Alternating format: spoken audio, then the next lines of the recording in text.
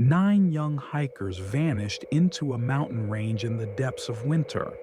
They were experienced, trained skiers, students, and mountaineers from the Ural Polytechnic Institute in the Soviet Union.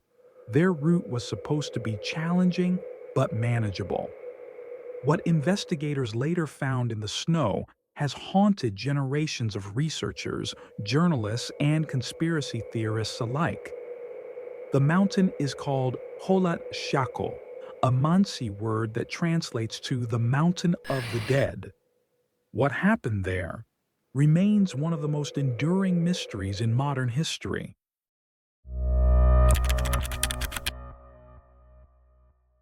The expedition was led by Igor Dyatlov, a 23-year-old engineering student. With him were 8 others, 7 men and 2 women, all young, disciplined, and adventurous. They set out in late January 1959, aiming to reach the mountain Gora Otorten, about 10 kilometers north of Dyatlov Pass. Each kept a detailed diary, cheerful entries about shared meals, weather reports, jokes. They were the kind of people who laughed through hardship until the laughter stopped. The last entry was dated February 1st, 1959. It described worsening conditions, strong winds, blizzards, near zero visibility. They made camp on the slope of Kholat Syakhl rather than retreating to the forest below. A strange choice, but one Igor's peers would later describe as textbook Dyatlov. He always pushed for precision and courage. That night something happened inside their tent, something that made all 9 hikers cut their way out from the inside and flee barefoot into sub-zero temperatures.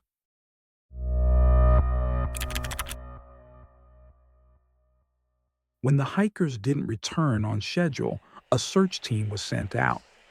It took over 2 weeks before the first sign appeared. The group's tent, half buried in snow, still containing boots, jackets, and food. It had been sliced open from the inside. Footprints led away, some barefoot, some in socks, scattered, chaotic. The rescuers followed them into the forest below. At the edge of the tree line, they found the remains of a small fire, and the first 2 bodies, lying beside it, stripped down to their underwear, faces turned toward the flames.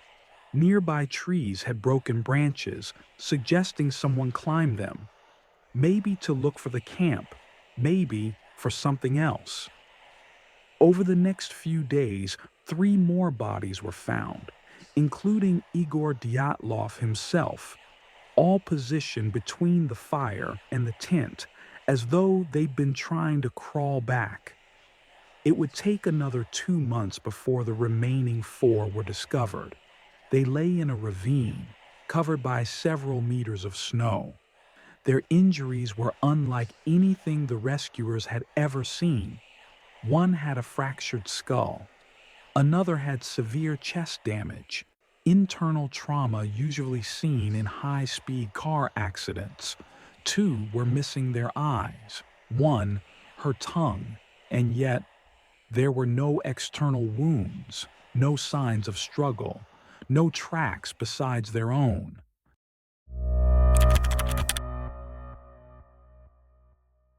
The Soviet authorities opened an investigation that quickly turned strange. The official cause of death was listed as an unknown compelling force. But the details buried in the files told another story. Radiation was found on some of their clothing.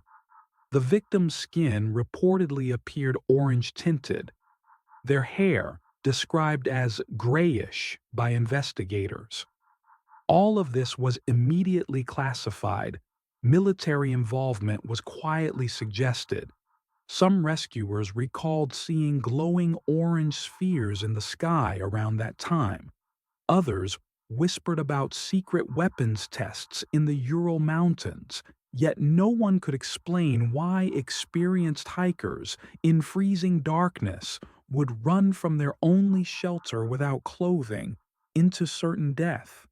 The files were closed within weeks. No suspects, no witnesses. Just 9 lives erased by something no one could name.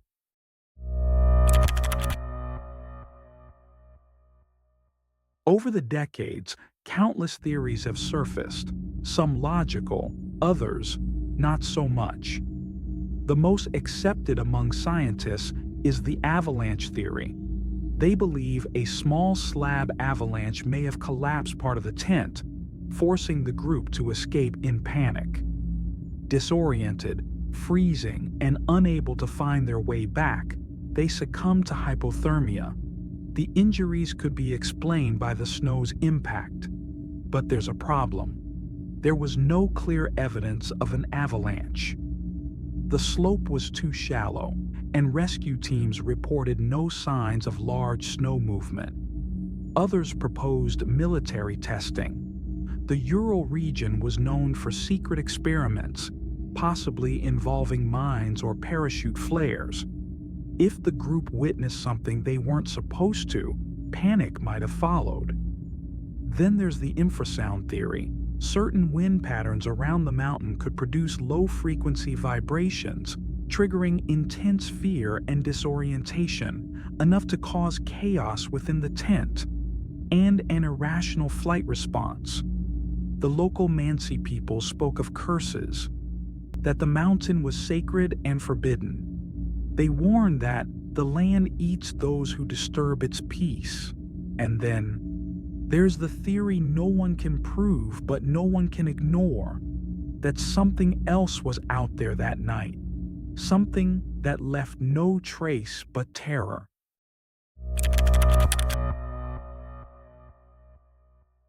After the incident, the area was sealed off for years. Families were told little, and what they were told didn't add up. The mountain became a forbidden place. Hikers still go there, but many describe an uneasy silence, as though the mountain remembers. In 2019, Russian authorities reopened the case, citing natural causes. But no official explanation has ever satisfied the questions that linger in the snow. Whatever happened that night on Kolochakol, the truth is still buried beneath the ice, along with the 9 who never made it home. Some questions are never answered. Some trails should never be followed.